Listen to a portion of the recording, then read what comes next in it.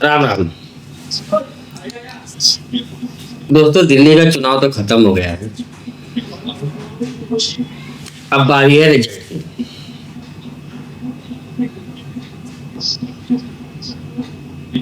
आज दिल्ली की सभी 70 के 70 सीटों पे मतदान होगा।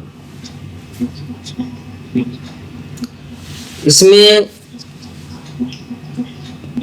कांग्रेस तो एक तरह से पूरी बाहर है, उसकी चर्चा करके कोई मतलब निकलता नहीं।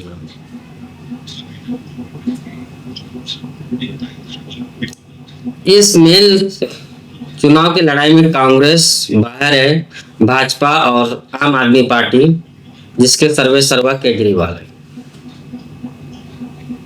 तिहाड़ी लाल। अब केजरीवाल के पूरे भविष्य का फैसला इस चुनाव में है। अगर उनकी पार्टी जीत जाती है तो उनकी हैसियत बची रहेगी थोड़ी बहुत, और जीतने की संभावना थोड़ी भी नहीं है। कारण कि उनके जो नेचर है, जो उनका राजनीतिक स्टाइल है, अब दिल्ली की आम जनता वो स्टाइल से परेशान हो गई है। पहले क्या होता था कि केजरीवाल को सब एक ईमानदार नेता समझते थे, लेकिन अब ऐसा कुछ है नहीं दिल्ली के अंदर। दिल्ली का एक सीधा सादा से ये फार्मूला सामने आ रहा है, जो ईमानदारी से राज करेगा, जो सत्ता चलाएगा, उसी को दिल्ली की सत्ता मिलेगी। ये दिल्ली के पब्लिक का एक तरह का सोच बन गई है।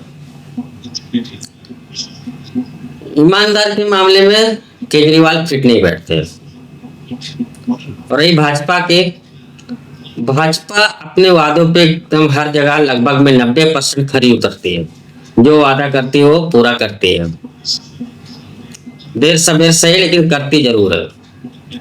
अभी इस इलेक्शन का जब एनालाइज किया जाए तो इसका एनालाइजर बहुत अलग अलग सबकी राय है।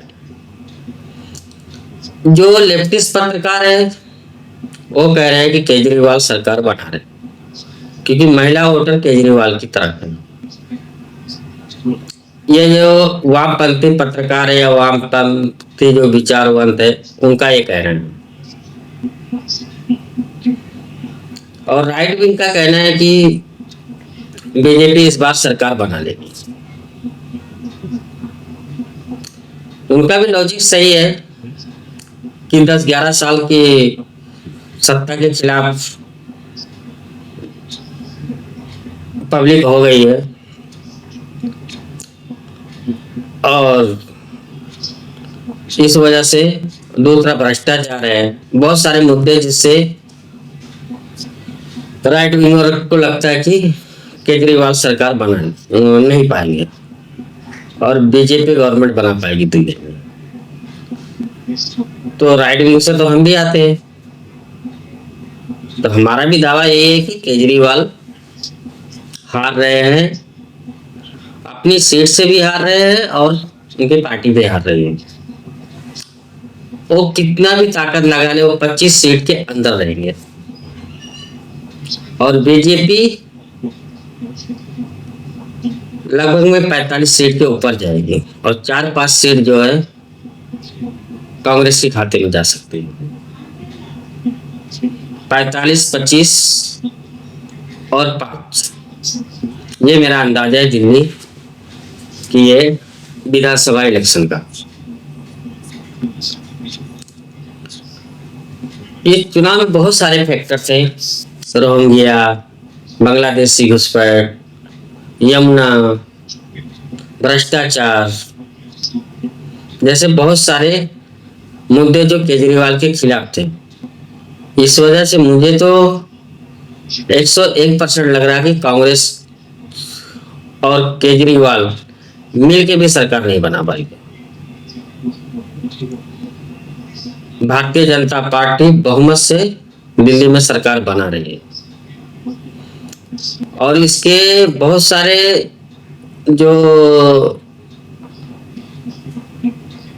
कांग्रेस के जो अंदर से जो बातें निकल के आ रही है, उन कांग्रेसियों को भी लग रहा है कि सरकार तो बीजेपी ही बना रही है।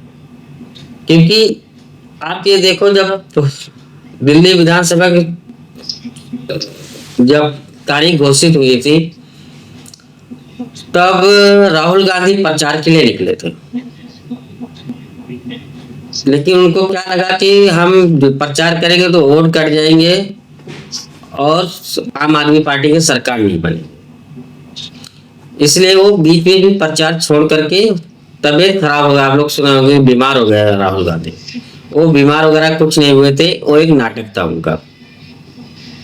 बाद में उन्होंने अपना एंट्रीम जब सर्वे कराया तो उसमें पता चला कि नहीं, आम आदमी तो सरकार नहीं बना रही है, सरकार तो भारतीय जनता पार्टी ही बनाएगी। तो फिर ये सो करके जागे भाई बहन, प्रचार के लिए बाहर निकले कि कम से कम अरविंद केजरीवाल सरकार तो नहीं बना रहे, तो हम जो अपने वोटर जो है वोट प्रतिशत हम बढ़ाए। जो 3-4% वोट इनका था गए विधानसभा में 2020 के, तो कम से कम इस बार 10-12% तक अपना वोट प्रतिशत लेकर जाए। जो उनके मुस्लिम वोट, दलित, जो उनके झुग्गी झोपड़ी के पहले के वोटर थे, उसमें कुछ तो सेंध मार ले। ये राहुल गांधी या कांग्रेस पार्टी की सोच थी, जिससे दोबारा प्रचार शुरू किया, नहीं तो दोबारा प्रचार शुरू करने के लिए नहीं आते थे। इस वजह से मुझे पूरी तरह से यकीन है, जब कांग्रेसी ही मान लिए थे कि बीजेपी की गवर्नमेंट बन रही है, तो हमको मानने में कोई और आशंका नहीं होना चाहिए। दिल्ली में सरकार तो भारतीय जनता पार्टी की ही बनेगी। जय हिंद, वंदे मातरम, भारत माता की जय।